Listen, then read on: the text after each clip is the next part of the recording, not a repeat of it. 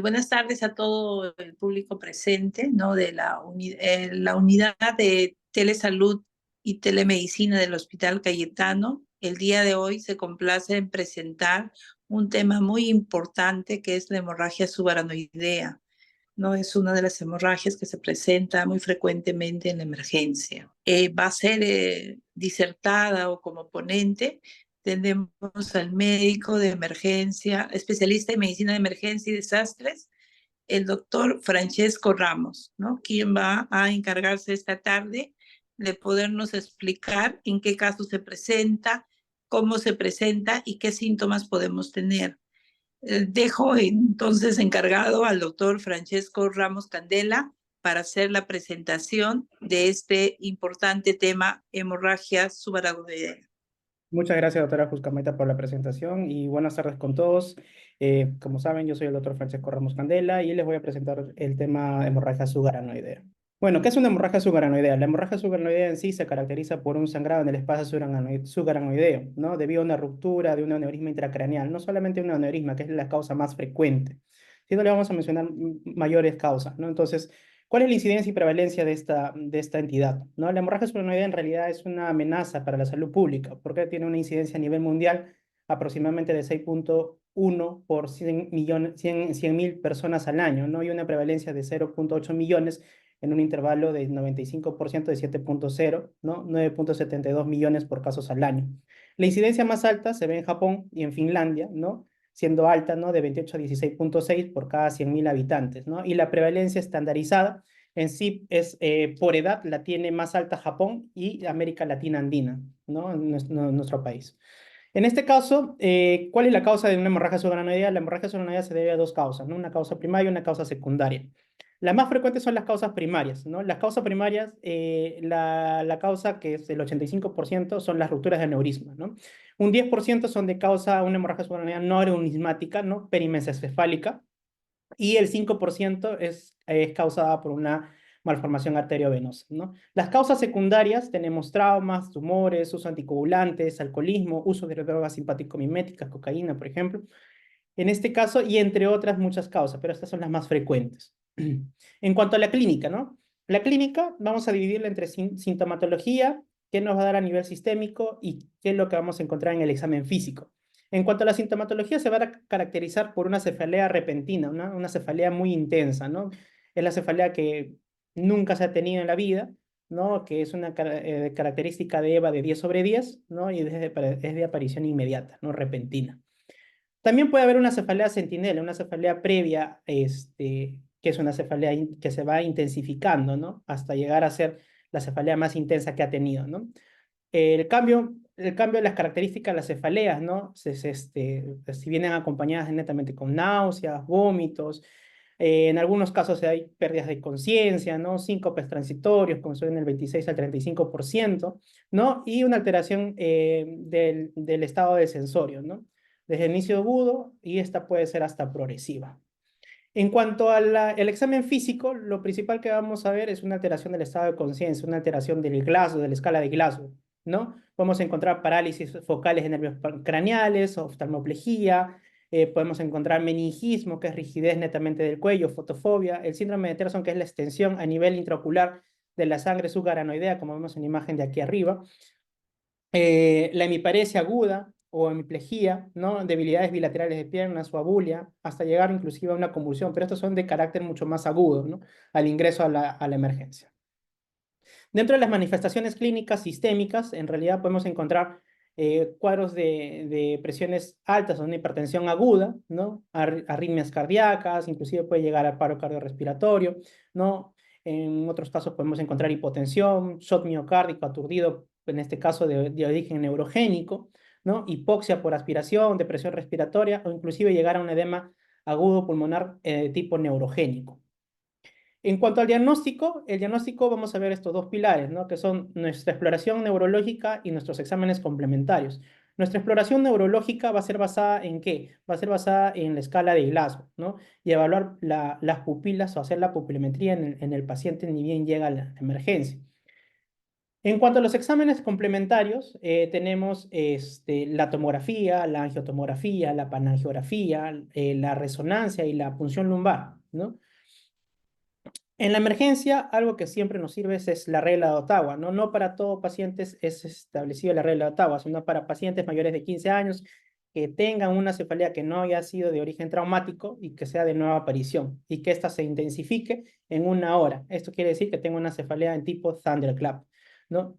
No está apta esta regla para pacientes que hayan tenido ya déficit neurológico, que hayan tenido aneurismas previos o tumores cerebrales, no van a calificar para el uso de esta regla de Ottawa. Entonces, ¿en qué consiste? Consiste en encontrar más o uno o más de estos signos y síntomas para poder predecir, ¿no? Pues que tiene una sensibilidad del 100% y una especificidad del 12.7%.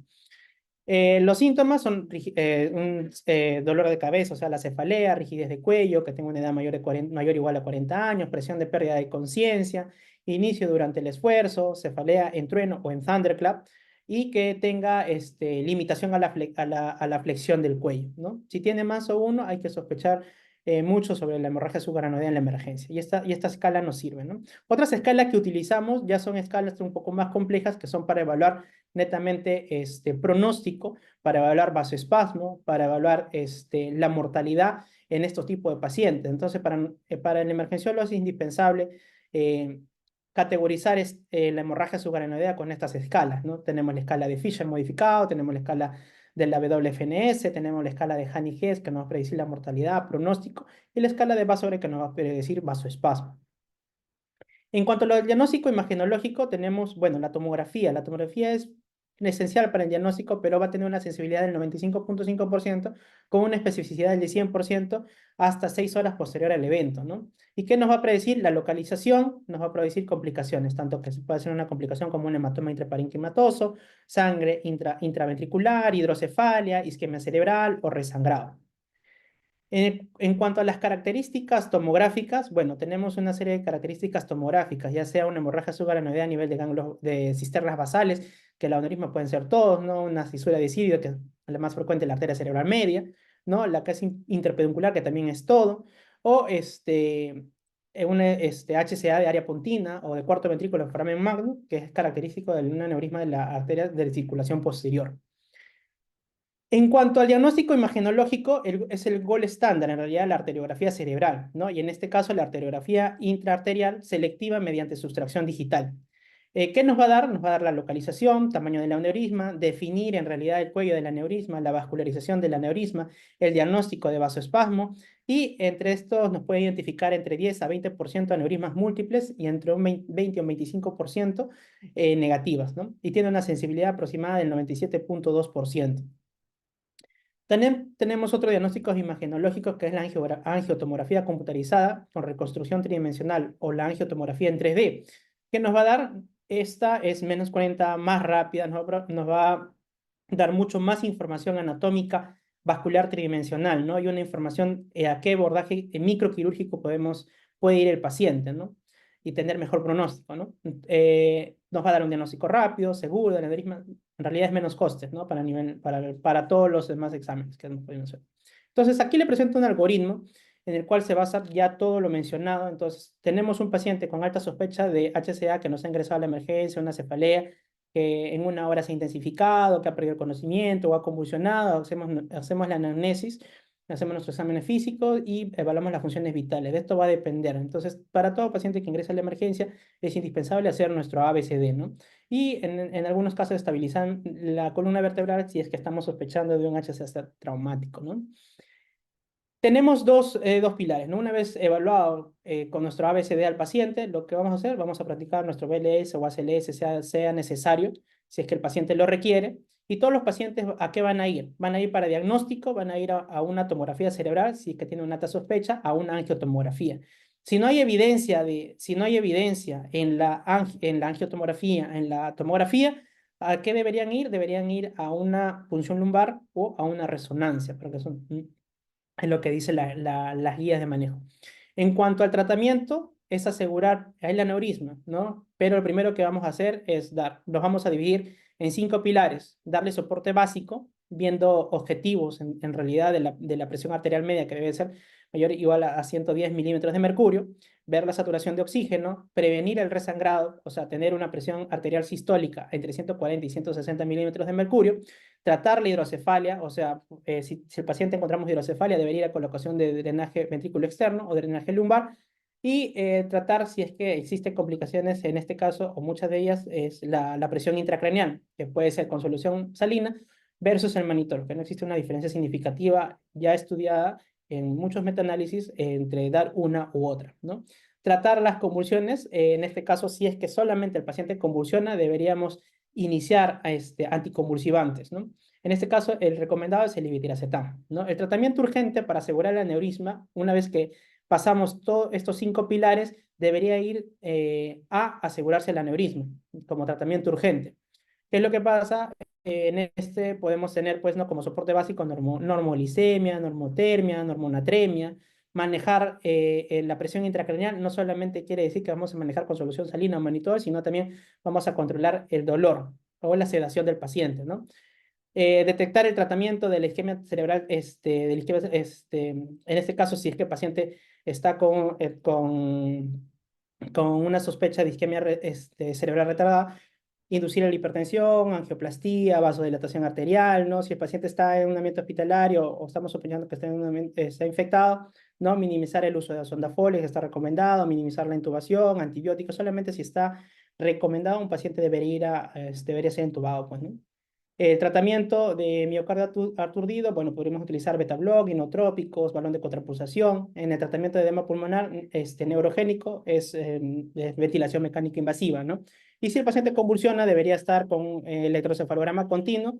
Y si convulsiona, bueno, le deberíamos dar terapia anticonvulsivante, que es el levetiracetam. Entonces, ¿cómo es el manejo? El manejo en realidad es multidisciplinario. Entonces, el manejo, como es multidisciplinario, cuentan los emergenciólogos, cuentan el radiólogo intervencionista y cuenta el neurocirujano para evaluar este tipo de pacientes. En sí, para el manejo agudo, bueno, tenemos para el monitoreo de la PIC, tenemos medios no invasivos y medios invasivos. Dentro de los medios no invasivos tenemos la pupilometría, que es parte de nuestro examen físico, controles tomográficos, controles de la vaina de nervio óptico, Doppler transcraneal. Los que no son no invasivos son la PTO2, el SAIHO, microdiálisis cerebral, NIRS, el electrocefalograma continuo y netamente la colocación de un catéter PIC para evaluar la presión intracraneal. ¿Cuáles van a ser nuestros objetivos en cuanto a la presión intracraneal? Mantener una perfusión cerebral mediante el aumento de la PAN. Entonces, ¿qué es lo que hacemos? Es el tratamiento de la causa subyacente y la reducción de la PIP. En esta escala vemos a qué es lo que llegamos, ¿no? Nuestra perfusión cerebral debería estar mayor de 60-70 milímetros de mercurio y un índice de perfusión cerebral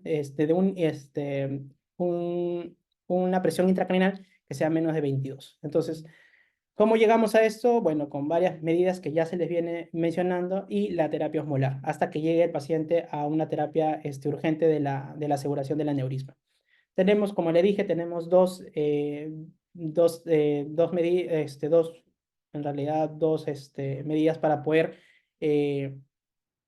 tratar la hipertensión endocraniana, que son el mannitol y la solución hipertónica. El mannitol, en este caso, lo vamos a dar a 0,25 hasta 1 gramo por kilogramo cada 4 a 6 horas, ¿no? Y debemos mantener, el objetivo de nuestro tratamiento con mannitol es mantener una molaridad entre 310 a 320 miliosmoles por litro, ¿no? Su acción va a llegar entre 5 a 20 minutos y su efecto máximo es a los 30 minutos una vez administrado el mannitol. En cuanto a la solución hipertónica, igual va a reducir, va a aumentar la perfusión cerebral, como va a producir una salida de agua del tejido nervioso hacia el espacio intravascular y va a reducir así la secreción de líquido cefalorraquídeo, mejorando la compliance intracraneal. Entonces, la solución hipertónica tenemos ya descrito, tenemos desde el 2% hasta el 23,4%. Estas concentraciones en otro país, bueno, en Estados Unidos, vienen ya elaboradas. En el caso de nosotros en Perú, nosotros elaboramos estas soluciones hipertónicas. Entonces, ¿cómo lo realizamos? ¿Cómo realizamos una solución hipertónica? Es un volumen total que lo preparamos en 1000, ¿no? En este caso, ¿qué es lo que hacemos? La concentración objetivo, en este caso, si queremos hacer una solución al 7,5, menos la concentración menor, la concentración sobre la concentración mayor, menos la concentración menor. Entonces, lo que tenemos, ¿no? Cloruro al 0,9% y cloruro al 20%. Entonces, ¿cómo los creamos? Lo creamos así como se los menciono en esta diapositiva. al 3 y al 5%, ¿no? En cuanto a a la monitorización en la emergencia, y algo que nos ayuda mucho es la ecografía. Entonces podemos medir la vaina del nervio óptico y nos puede dar un objetivo o nos puede dar una aproximación acerca de la presión intracraneal. En este caso, la presión de la vaina del nervio óptico debe ser menor a 5,5 milímetros. Sabemos que tiene una sensibilidad del 94 con una especificidad del 87%. ¿No? ¿Y cómo se mide? Se mide del globo ocular, 3 milímetros hacia abajo, debemos medir el ancho de la vaina del nervio óptico. También tenemos una fórmula midiendo la vaina del nervio óptico por 5,69 menos 8,23, nos da una aproximación acerca de la presión intracraneal, ¿no? Más o menos en cuánto está. Que la presión intracraneal debería ser menos de 20. Entonces, parte de nuestro manejo agudo es tanto manejar la presión intracraneal con soluciones hipertónicas, pero también uno de los objetivos claves es la presión arterial óptima. En este caso, vamos a hablar previo al cierre del aneurisma y post cierre del aneurisma. Entonces, ¿cuáles son los valores? No deberíamos tener valores extremos, marcados de variable y tanta variabilidad en la presión arterial, sino deberíamos tener objetivos claros. El objetivo, como se les marca ahí, es de 140 a 160 milímetros de mercurio, ¿no? Y deberíamos evitar mucho las fluctuaciones en el caso del manejo de la presión arterial. En cuanto al manejo de la presión arterial tras el cierre del aneurisma, la presión arterial cambia, entonces se vuelve un poco más amplio. Entonces deberíamos tener una presión arterial sistólica entre 120 a 180 y una presión arterial media entre 80 y 120, ¿no? Objetivos más altos en pacientes que ya están sintomáticos, ¿no? Y que tienen signos de hipertensión endocraniana refractaria a pesar de la terapia que ya se le ha dado, ¿no? Siempre hay que valorar los factores clínicos, la edad, la hipertensión crónica. Hay pacientes que tienen hipertensión crónica y desarrollan una ruptura de aneurisma y por ende hacen una hemorragia subaranoidea. Entonces, las presiones es independiente para cada tipo de paciente. ¿Qué tenemos? Tenemos la betalol y tenemos nitroglicerina, ¿no? Tenemos la betalol, como ya sabemos, es un agonista receptor adrenérgico o antagonista al beta no selectivo. Lo utilizamos 20 miligramos endovenoso y se puede repetir cada 10 minutos, en el caso para bajar los picos hipertensivos, en este caso la emergencia hipertensiva, ¿no? Y estas son las elaboraciones de las bombas, de la betalol, para poder controlar y tener esa presión objetivo que ya les he mencionado.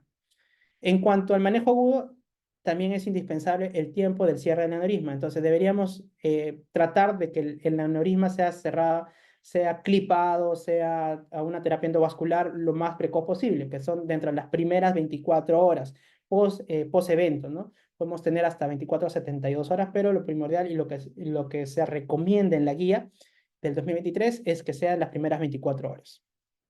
En cuanto al tratamiento farmacológico, lo que nos recomienda el AJA y el ASA es el nimodipino para disminuir el vasoespasmo. Entonces, el nimodipino está recomendado, puede ser oral o enteral. Quien está más comprobada es la vía oral, que es de 60 miligramos cada 4 horas por 21 días, que es un nivel de evidencia alta, un nivel de evidencia 1A, con mejores resultados clínicos para los pacientes, ¿no? ¿Por qué no se recomienda nimodipino endovenoso? Bueno, porque hay episodios mucho más frecuentes de hipotensión. En cuanto a los manejos de anticonvulsivante, el anticonvulsivante ideal es el levetiracetam, ¿no? Los pacientes que van a desarrollar convulsiones, bueno, tienen una incidencia hasta el 31% de los pacientes en la fase más temprana, o sea, previo a su ingreso a la emergencia, ¿no? Y sus mecanismos son neuroinflamación, hipertermia cerebral, y los factores de riesgo para que los pacientes convulsionen, por ejemplo, son los aneurismas de la arteria cerebral media, ¿no? Altos grados clínicos, radiológicos, como ya les mencioné en diapositivas previas, el grado de Hanny-Hess mayor a 3, grado de Fisher entre 3 y 4, ¿no?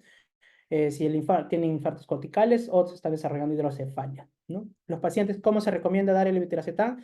En 1000 miligramos, o sea, 1 gramo, cada 12 horas, ¿no? Máximo por 3 días, ¿no? Si es que no tienen ningún factor de riesgo, pero si tienen un factor de riesgo, o si es un paciente que ya convulsiona y desarrolla una hemorragia subaranoidea, se debe administrar una dosis de carga previa al gramo de cada 12. Entonces, se dará una carga previa de 40 a 60 miligramos por kilo de peso con un tiempo máximo del uso del levetiracetam de 7 días. En cuanto a la sedación, deberíamos en realidad minimizar o evitar la sedación en los pacientes con hemorragia subaranoidea, ¿no? El tiempo de ventilación mecánica debería ser menor. para cortar las estancias hospitalarias y permiten una neuralización clínica para la detención temprana del neurodeterioro, ¿no? Si es necesario sedar a un paciente, se seda al paciente cuando está muy agitado, el paciente está en estatus convulsivo o presenta una insuficiencia respiratoria o tiene una hipertensión endocranial, ¿no? El fármaco ideal es midazolam o propofol. Está en estudio el uso de ketamina, ¿no? Como fármaco de elección para la sedación en hipertensión endocraniana. Tenemos complicaciones al manejar los pacientes con hemorragia subarachnoidea. Tenemos 5 complicaciones, de las cuales la primera es el resangrado, que es del 3 al 6% dentro de las primeras 24 horas. Tenemos a la hidrocefalia, tenemos a la isquemia cerebral retardada y tenemos la hipertensión endocraniana y las convulsiones. ¿Cómo manejamos cada una de estas? Bueno, si por ejemplo tenemos un paciente ha desarrollado su hemorragia subarachnoidea, ha tenido un evento de resangrado, hay que mantener la estabilidad hemodinámica, evitar los picos hipertensivos, mantener una presión objetivo, ya sea con los fármacos ya mencionados. Medicamentos antifilinolíticos no están recomendados, como son el caso del ácido tranexámico, ¿no? Porque no benefician en nada a este tipo de pacientes. En realidad, más beneficio tienen sobre los traumas cráneoencefálicos. Evaluar la posibilidad neuroquirúrgica, neuroradiológica para definir el aneurisma, ¿ok? La segunda complicación es la hidrocefalia, que se plantea netamente drenaje urgente de líquido-cefalorraquídeo, en este caso una derivación ventrícula externa, y considerar la lisis intraventricular. Se puede considerar.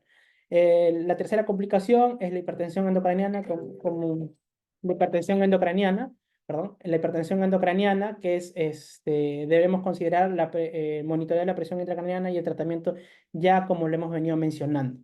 En cuanto a la cuarta complicación, que viene a ser la isquemia cerebral retardada, es la evaluación inicial. Podemos hacerla con Doppler transcraneal seriado, angiotomografías en caso de paciente presente un neurodeterioro o una alteración del Doppler transcraneal.